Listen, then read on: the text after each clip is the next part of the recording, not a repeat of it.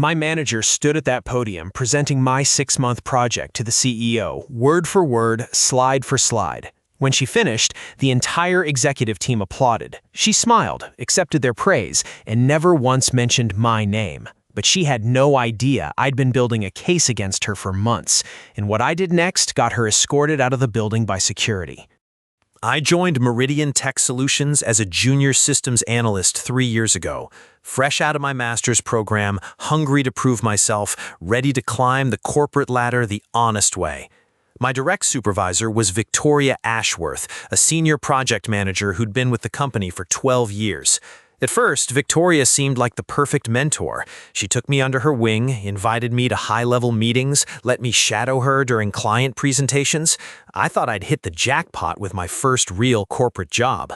The first red flag came about 8 months in. I developed a small automation script that saved our team about 15 hours of manual data entry per week. Nothing revolutionary, but genuinely useful. I showed Victoria during our one-on-one, excited to share what I'd built on my own initiative. She smiled, told me it was interesting, and asked me to email her the documentation. 2 weeks later, I overheard her on a call with the department head describing her new efficiency initiative that was saving the team significant labor hours. My stomach dropped, but I convinced myself I'd misheard. Maybe she was talking about something else. I was wrong. Over the next year, it became a pattern. Every time I brought Victoria an idea, a solution, or an improvement, she'd find a way to present it as her own work. She was careful, strategic about it. She'd wait a few weeks, change some terminology, maybe tweak one minor element, but the core concept, always mine. The breaking point came when our company announced an internal innovation competition. The winner would present directly to the CEO and the board of directors, with a potential fast track to senior management. The prize was also a $20,000 bonus in company-wide recognition. I saw my chance. For 6 months, I worked nights and weekends developing a comprehensive client retention analytics platform.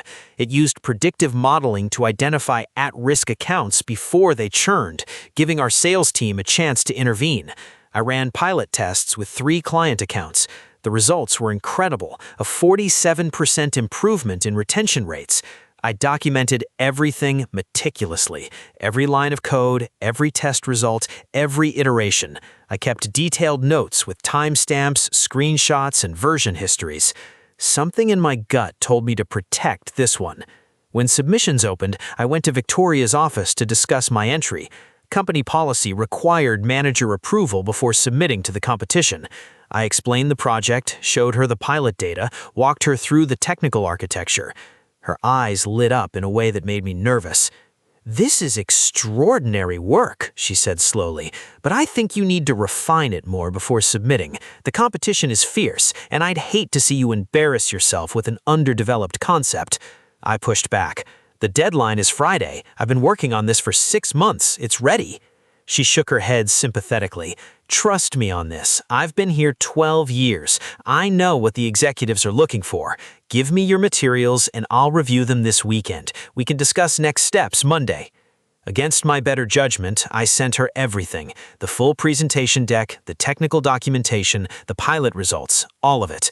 I spent that weekend anxious, checking my email constantly for her feedback.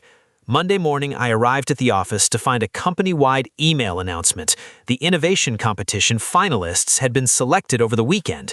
3 projects would present to the CEO and board that Friday. Victoria Ashworth's Client Lifecycle Intelligence System was among them. My hands were shaking as I read the description. It was my project, every single element, repackaged with corporate buzzwords. She'd submitted it under her own name, listing herself as the sole creator.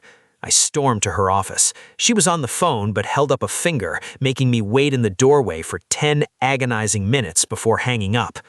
"Ah, Marcus, I assume you saw the announcement. I was going to talk to you about that." "That's my project," I said, barely containing my rage. "You stole my work and submitted it as your own." Victoria's expression shifted to something between pity and condescension. I enhanced your rough concept into something presentable. The core analytics framework was inspired by your preliminary work, yes, but the strategic vision, the business applications, the executive-ready presentation, that was all me. Inspired by? Victoria, it's identical. The code, the methodology, even the pilot data from my tests. She leaned back in her chair, completely unbothered. Here's the reality, Marcus. You're a junior analyst. You don't have the visibility or credibility to present to the CEO. If your little project had any merit, it needed someone with my experience to champion it. You should be thanking me for giving your idea a chance to actually succeed. I stood there, speechless. The audacity was breathtaking. Besides, she continued, you have no proof you developed anything independently. All our work happens on company time, on company systems. It's all company property, and I'm the project manager who decides how that property gets utilized. She smiled coldly. Now, unless you want to discuss your upcoming performance review, I suggest you get back to your desk. I walked out of her office in a daze. She was right about one thing. On paper, I was just a junior analyst accusing a senior manager with 12 years of tenure. My word against hers. But she'd made one critical miscalculation. She assumed I was as naive as I'd been 3 years ago. Okay, I need to pause here because this is where everything shifts. She thought she had me cornered. She thought I had no evidence, no recourse, nothing. Subscribe if you think she deserved everything that was coming to her. And drop a comment telling me what you would have done in that moment because I genuinely want to know. Stick around because what I did next, it took her down in front of the entire company. Remember when I said something in my gut told me to protect this project? I'd learned my lesson from watching her steal my smaller ideas. This time, I'd prepared. Every single piece of work I did on that retention platform was backed up to my personal cloud storage with automatic timestamps.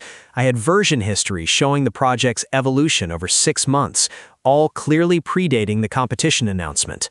I had screenshots of my development environment. I had draft emails to Victoria discussing the project that I'd saved but never sent, each one automatically dated.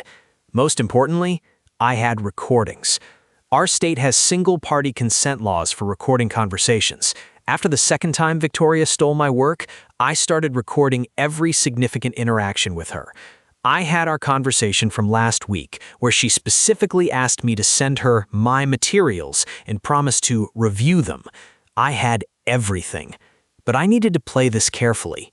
The presentation to the CEO was scheduled for Friday at 2 p.m. in the main conference room. The entire executive team would be there, along with department heads and several board members. Victoria had been rehearsing all week, strutting around the office like she'd already won. I spent Tuesday and Wednesday building my case. I compiled a comprehensive evidence package, the timeline of my development work, the recordings, the documentation proving I'd created every element of the project months before the competition submission, and I did something she never expected. I reached out to 3 former team members who'd left the company in the past 2 years. 2 of them responded immediately. Both had similar stories. Victoria had taken credit for their work, presented their ideas as their own, and both had eventually quit in frustration. One of them, a woman named Priya, had actually filed a complaint with HR before leaving. HR had dismissed it as interpersonal conflict. Priya sent me her original complaint and the dismissive response she'd received. It showed a clear pattern, and it showed HR had failed to investigate properly. Thursday afternoon, I requested an urgent meeting with the Chief Operating Officer, bypassing Victoria entirely. His assistant tried to redirect me to my appropriate chain of command, but I said one sentence that got me a meeting within the hour.